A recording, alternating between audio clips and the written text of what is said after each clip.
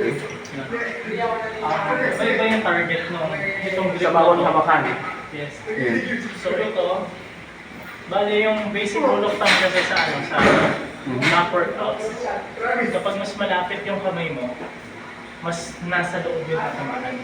Oo. So, kapag ganun siya, loob. Oo. Ito, gitna. Gitna. Ito, labas. Labas. Ah, yan pala purpose. So, pag ganyan, body weight mo na rin, pinupulat mo gano'n. Pero, Yung dito, alalay lang to. pag hindi mo kaya yung body weight mo, Gagamit ka dito. yes. So, yun ang purpose niya. Bale, ito yung magiging assist mo. Yan, medyo mabigat. Mabigat na siya. Yan.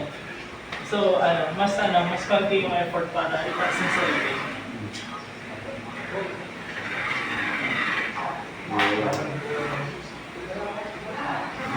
So, ganun lang. Ganun ang paggamit yan, guys.